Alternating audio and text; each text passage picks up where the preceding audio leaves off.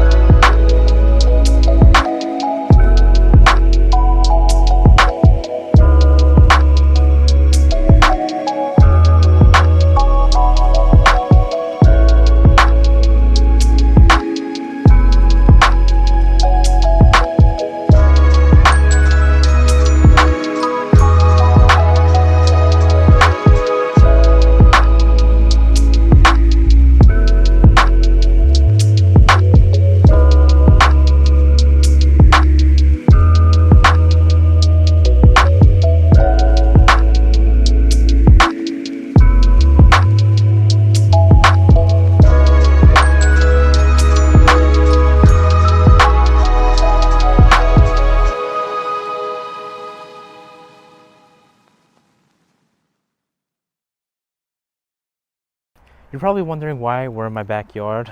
Well, today's sponsor is actually from a company called Tommy Vic, and they're kind enough to send me one of their products, which is a 6-inch mini electric chainsaw. So let's see what we have. So you get all the basic stuff in this case. So they were even nice enough to include a pair of gloves as well as some safety goggles.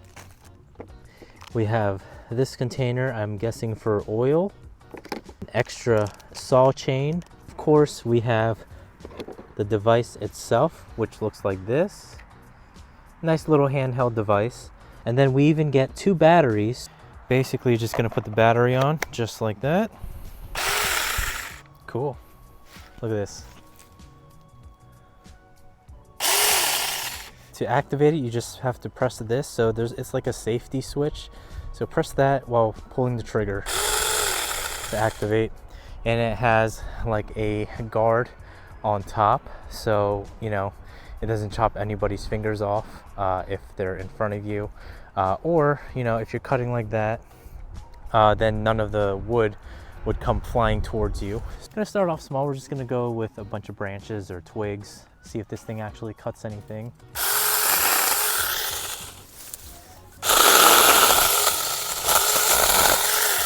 Okay, so that it cut this branch off. Let's go with something bigger actually. So let's try and cut this big branch right here. See if this works.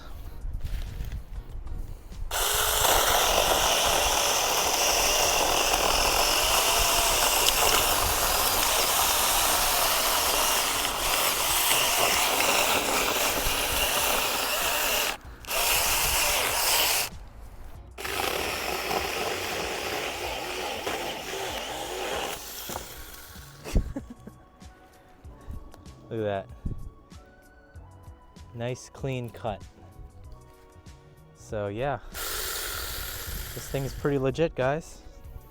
It's nice and easy to use, small and compact, and it cuts through wood like butter, as you saw on my demonstrations. I don't know how long the battery lasts, but they do give you 2 batteries, so if this one dies, then you always have a backup. I like this product. Like I said, it's nice and small. It's nice and compact, lightweight, easy to use, and it has its own little carrying case. Not only that, but they do supply you with safety goggles and gloves as well. So if you guys are interested in this product, I'll be linking it down below in the description as always. I know it's like not car related, but as you saw in one of my backyard, and it's a nice tool to have. So we bought this car about a month ago, and we've put about 1,000 miles on it, maybe a little bit more than 1,000 miles. We went on a 5-hour road trip from Philly to Pittsburgh and back. So here's my thoughts of this car so far. Starting off with the exterior. When these 11th gens first came out, I really didn't like the design. To me, it looks like a beluga wheel, but over time it grew on me. Now that I look at it every single day, I've grown attached to it and I've gotten used to the design.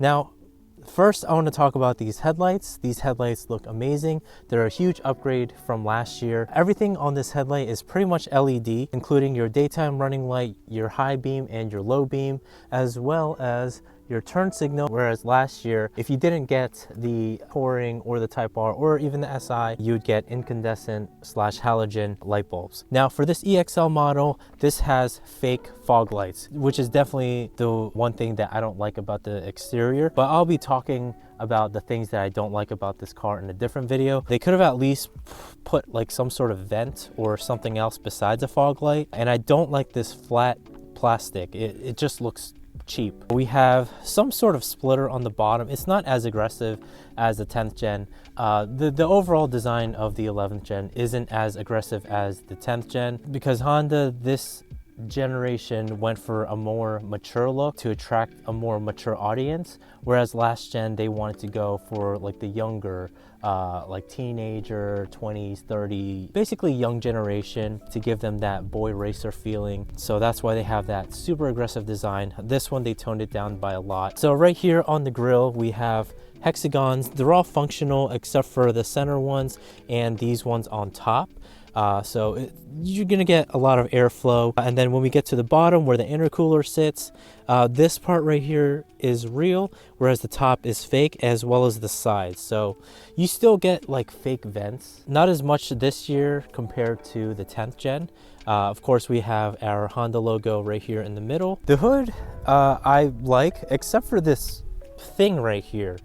This is what makes it look like a beluga whale. So this part, it's a little thick. It's full of just empty space, which we'll get to later when we open up the hood to show you the engine bay, but it's just full of empty space. In a way, it's also a pretty good thing because, you know, you have space to work on your car. It's gonna make it a lot easier to work on. But like I said, I'll show you later. So on the windshield, obviously I have a tint strip, but you do have your Honda sensing right there in the middle. And then your wiper blades, which are a lot different from last generation. The sprayers are actually on the blades itself.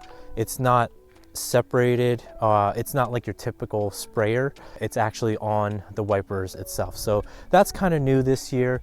And then you also can't just lift up from here. You literally have to move this and lift. So a lot of people don't know that, especially during this time of the year where it's snowing. Moving on to the side of the car. Now, this being a hatchback, you can tell it's a hatchback because the rear isn't like sticking out like you have on the sedan, but the side profile, since this is an EX-L, we don't get that 18-inch wheels that you'd get on the Sport or the Sport Touring, which in my opinion looks a lot better than the stock wheels for the EX-L. Obviously, I went aftermarket because I really didn't like the stock wheels that came with this EX-L. So these are the Autohahn DS02s. If you haven't watched my video yet, I did make a review of these. I did an unboxing and I installed it on the car. I also lowered this car with H&R springs. If you haven't watched that video, I did make an installation video. I lowered the front and the rear and it looks so much better. It made such a huge difference. Back on track, we have our side mirrors. Since this is the EX-L, this is color matched with the car. You can move it back and forth just like you can with most cars these days. On some models, this is just black, like the Type R. It's actually integrated in your door, not your pillar. And then these side mirrors, take a closer look. They have fins right here for aerodynamics. You see there's like a little icon right there. That's because we have blind spot monitoring. So if it senses there's something something. If it senses that there's a car on your right side or your left side, if you're deciding to change lanes, then this will light up orange, and then it'll also beep at you if you do decide to change lanes, which is very helpful for my wife because she's not a really good driver. Are you kidding me? Why are you kidding me? And then if you look over here, we have this chrome piece. Since I have aftermarket wheels now with the silver finish, I would probably leave this on because in my opinion, it really does look good on the car. I really wasn't a fan of chrome, but this chrome on this car looks okay. Then we have our pillars for our windows. So this flat black is all around the car. It's not that glossy piano black that we used to get on the 10th gens. This being a new generation, they decided to go with flat black. It's on the window pillar as well as it's down here on the side skirt. For this car, you don't really get a side skirt. It's not as aggressive, but it's still there. I'm sure in the future there'll be a lot of aftermarket support because I really do want to change these side skirts. And then we have this body line running throughout the car. So these door handles, they have like a proximity sensor. So just as long as you have the key in your pocket, you can go in and out of your vehicle without having to press any buttons. So it'll unlock and then it'll lock once you walk away. You can also lock the car by pressing this little fingerprint button that's on the handle. So the rear handles don't have anything. That feature is only available in the front for the driver's side and the passenger side. Then over here on this side, we got this little window right here, which is kind of useless. This basically peeks into like the hatch, I guess. And then of course we have our fuel door. So if you just press that, it's a capless fuel system. So this car can take 87 or regular, and then with this car having a turbo, you can put 91, but you could also put 87. So now we're on the rear of the car. So at night when these light up, this whole thing lights up. So you get this really cool strip, especially if you're braking. If you brake, there's like a brake light in the middle, but when your car is turned on, you have this crab claw like tail light lighting up. The one thing that I don't like about this is no LED reverse lights and no LED turn signal lights. So they cheaped out on that.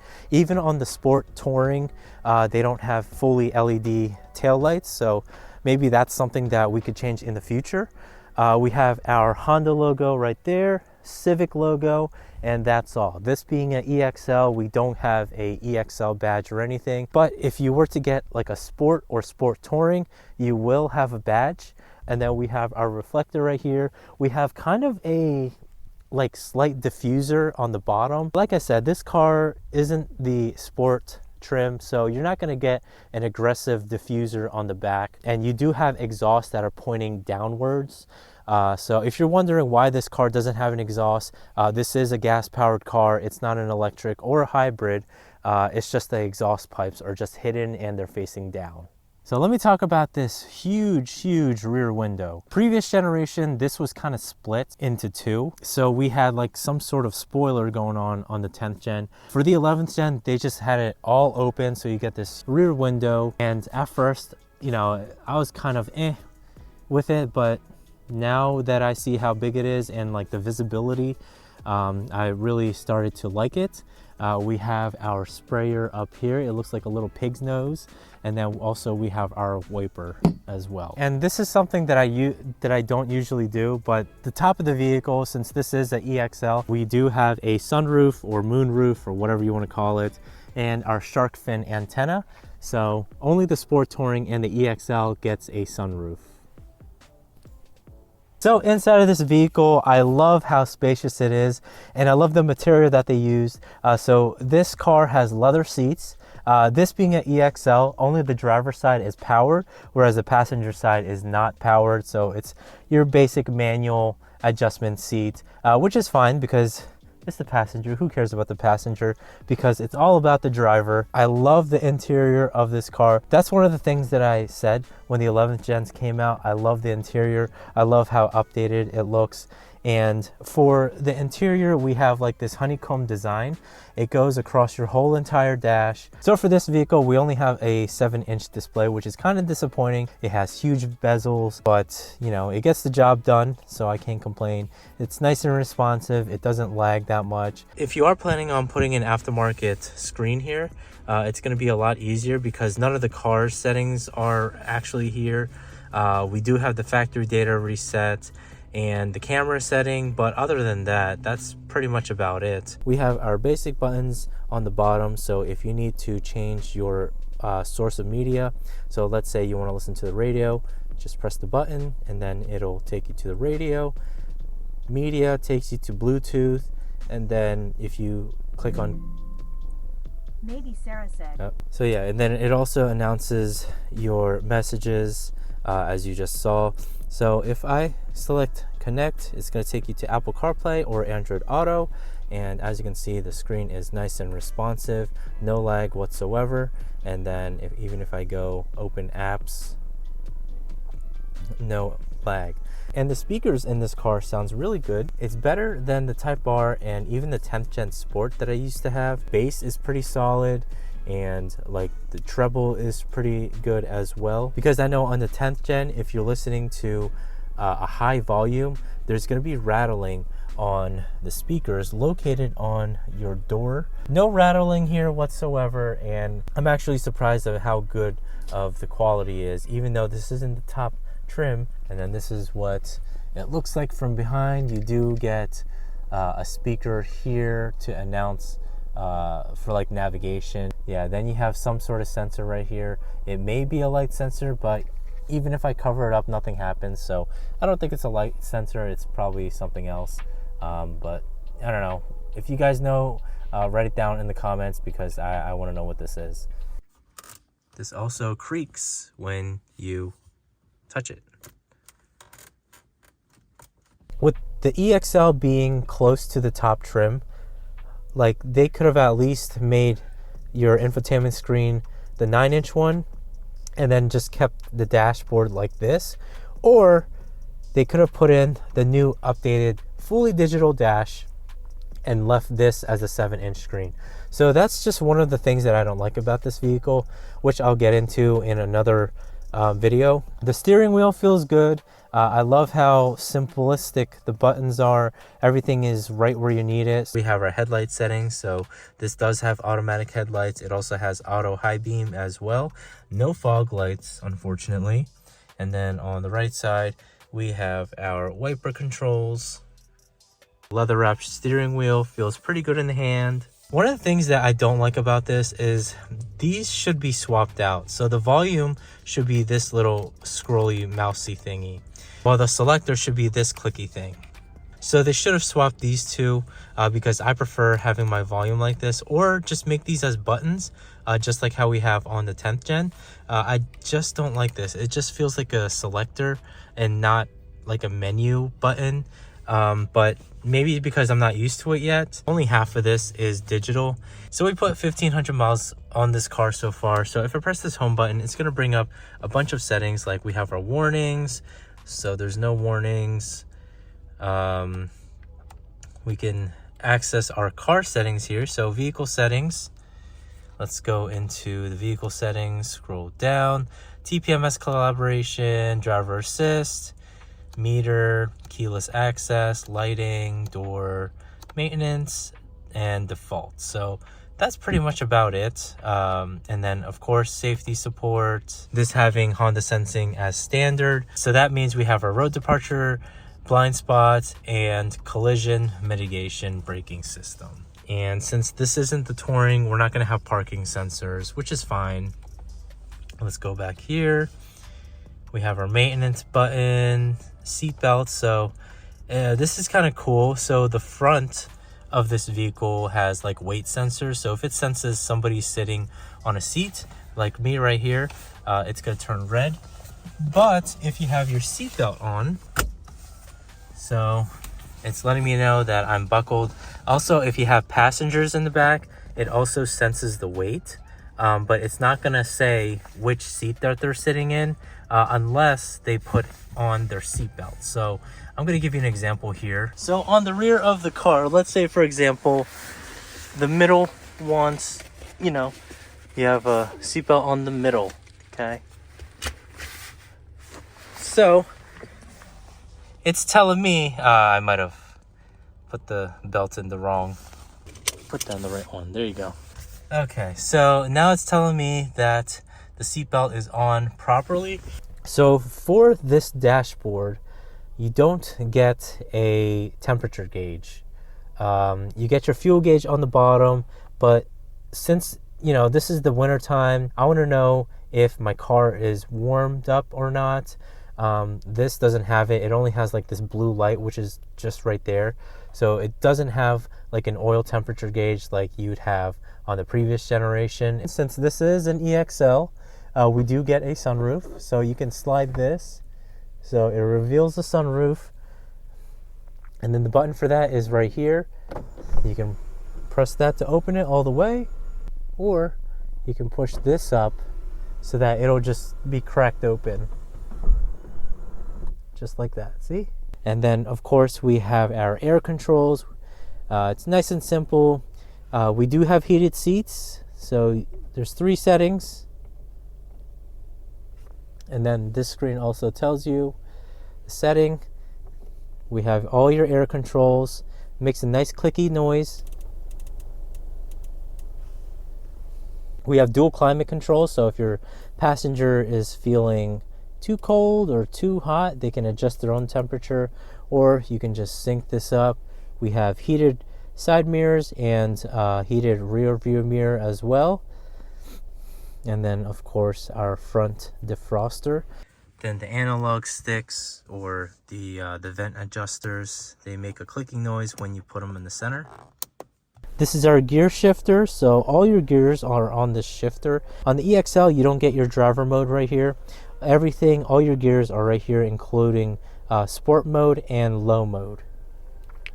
Then we have a couple cup holders, and then of course we have our eco button, auto engine off button. This is the button that I always press every time I get in this car. And then we have our electric parking brake, and then our brake hold button. Down here we have a USB slot for Apple CarPlay or Android Auto. And then we have one 12-volt socket right there. And that's pretty much it. You don't get a wireless charging pad. This wireless charging pad is aftermarket. I got it off Amazon. If you want to see the review, I also made a video of that. So here's our door controls right here. And then this space right here is enough to put in maybe a couple water bottles and maybe like a sandwich. Right here, I only have like my lint roller.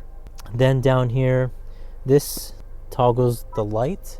So we have our Honda sensing button here, traction control off here, and then 2 blank buttons. Horn, which sounds like this.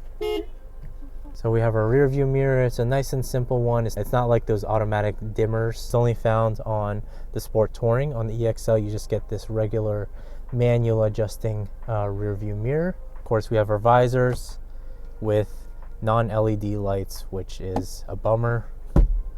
I'm 5.5, so this is my driver position, and this is what it looked like when sitting in the rear. So I'm a pretty short person, so of course I'm gonna have all this leg room.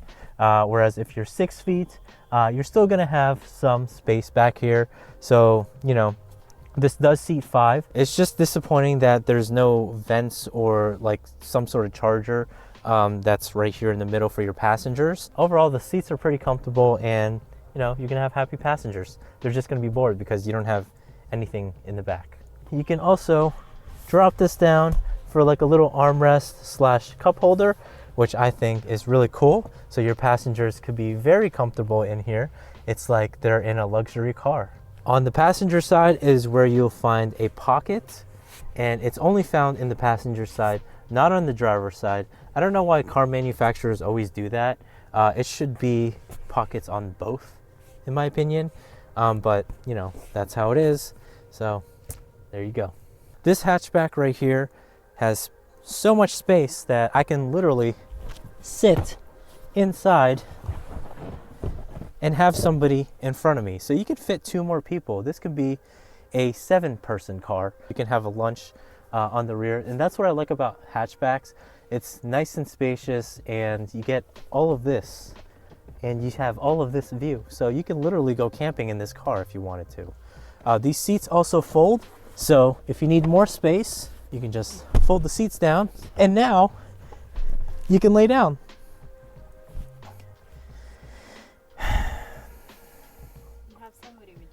Yeah, you can lay down and then have somebody with you. You know, if it's your first date with your woman, you both can fit in here and just enjoy the view. But anyways, that's how much space you have. You can fit a lot in the back. Another thing that I want to show you guys, so this comes with a spare tire as well as all the tools that you need. So this light was a non-LED light, so I went ahead and changed it to LASFIT LED, and now the whole entire hatch is super bright. Then we have these hooks for your groceries. This hook is super convenient because now I can put this on. And then on the other side, we have this contraption right here. You slide this over here. Boom. Privacy shade. And then if you don't want this on, you can always take this off by sliding this off. There you go. So this engine in particular produces 180 horsepower and 177 pound-feet of torque. On other models, the Sport or the LX or anything underneath the EX-L, you're only going to get a naturally aspirated 4-cylinder engine producing only 158 horsepower. But yeah, I love the performance on this. 0 to 60 is about 6 to 7 seconds. This car is a CVT, so you don't get any gears. It's just one continuous variable transmission. Easy to work on. Look how much space this car has on the engine bay. So everything is nice and easy. It's easy access. Even the turbo this year, or this gen, is easier to access because it's right there. So you have all this empty space, so I can literally fit my hand here. Don't touch that, that's really hot. So yeah, like I can, look at that, my whole hand fits there. And then this beluga nose, I guess you'd call it, it's like that big. And it's just full of empty space. I don't know if you guys can see it or not, but that's just all empty space. So they could have made this shorter if they wanted to. See how far back the radiator is? It's all the way back there. That's like a good foot away. And then we have these 2 random holes here. I don't know if it's for aerodynamics or not, or if it has like some sort of purpose. But it's there. We have over there and right there.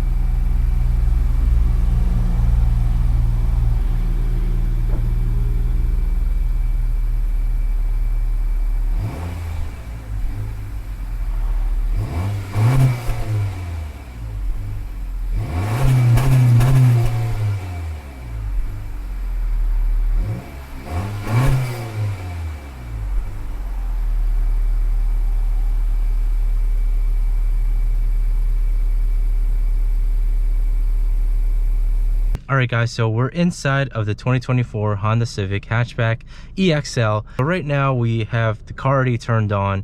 It's on its regular mode. I have the brake hold on, and the auto engine stop start is also turned on. So we're gonna go ahead and drive so that you guys can hear what it sounds like inside of this cabin.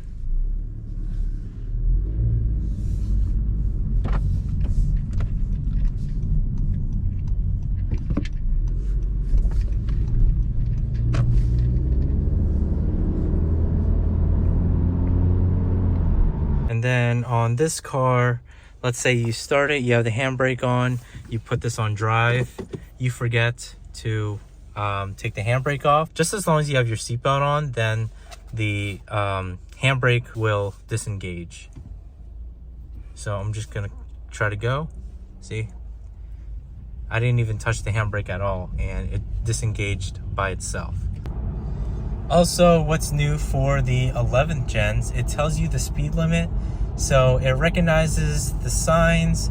Like right now, the speed limit is 35 miles an hour, and we are now approaching 25. There you go. So it changed. So I like this car because this has the lane departure assist thing. So it basically drives itself even at low speeds.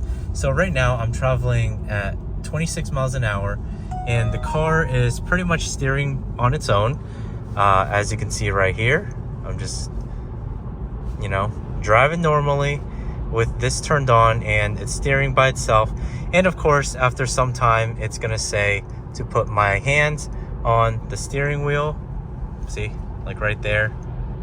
But it does a really good job, especially at low speeds, of following the lines, and I'm not even touching the steering wheel at all. So this is pretty cool. What are you doing, car? This car feels super nice. I'm loving how this car handles. The brakes are okay.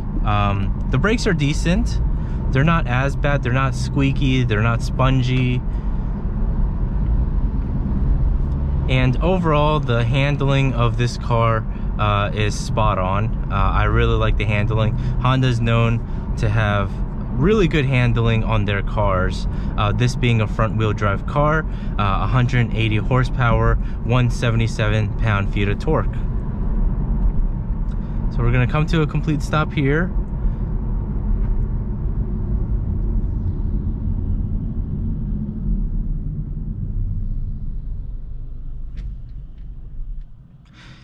And I don't know if you guys heard, but the car just turned off.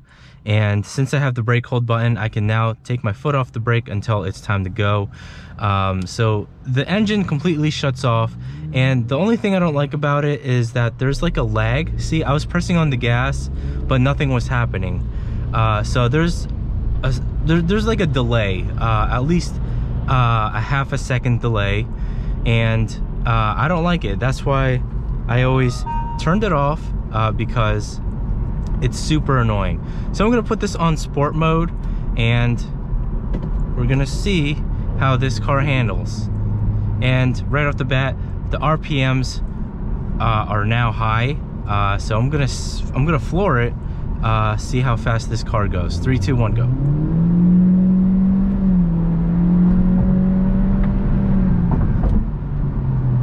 So not bad.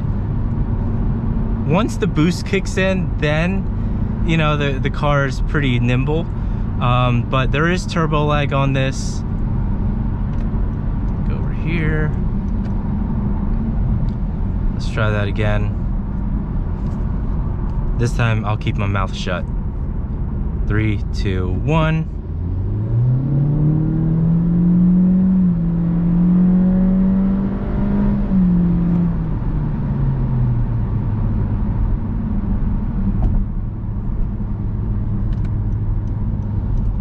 Not bad at all.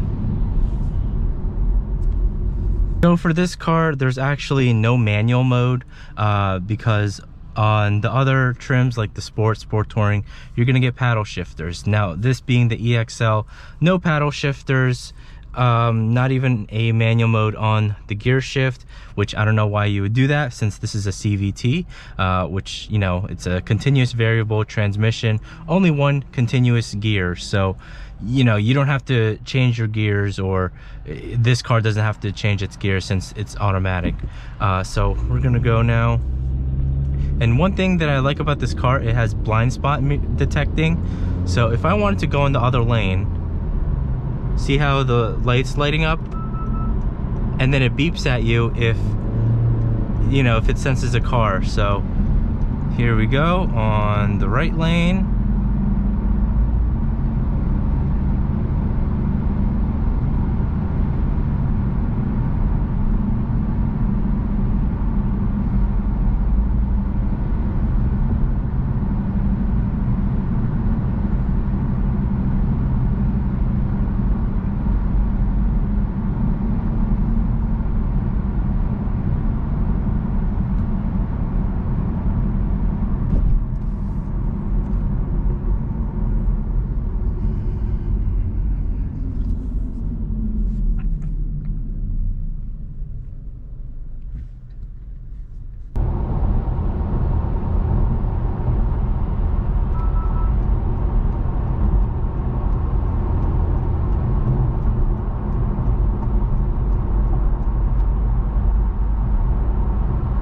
And this lane assist feature, it has low speed, so this can operate at 20 miles an hour.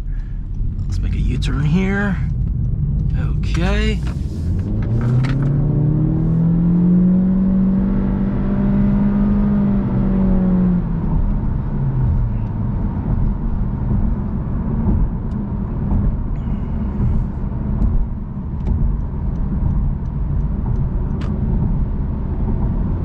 And then of course this car also has an eco mode. It's best to turn it on if you're driving on a highway or if you're traveling at a high rate of speed. So let's say you're on a freeway going 70 miles an hour. You want to save gas, just turn the eco mode on with your cruise control so that your car can take care of everything. And then you can also turn on your lane keep assist, so your car is basically driving on its own and saving gas at the same time. The seats are also comfy because we went on a 5-hour long road trip, and the seats didn't hurt my back at all. You know, even the back seats are super comfy, and you are getting a lot of noise coming from the outside. So maybe this car needs some sort of like sound dampening. So who knows? Maybe in the future I'll install some, but you will hear a lot of road noise. So this car is actually really bright inside. As you can see, it is pitch black outside. And since we have lights over here on the rear seats and lights in the front, they both light up when you open up the door. Now it becomes really bright in here, especially since these come with LED as standard. So really cool. This is a POV night drive of this vehicle, because a lot of reviewers don't really drive this car at night, just so that they can show you guys what it looks like at night. Now hopefully the camera captures everything, because it is very dark out.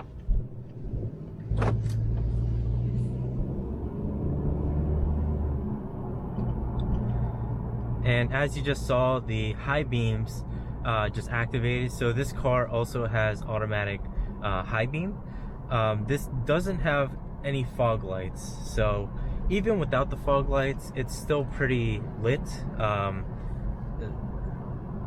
These lights, these LED lights that are on this vehicle are pretty clear. They're pretty bright as well. We're heading on to this area where it's nice and dark. Fan's a little loud. I'm gonna go over here. High beams just activated.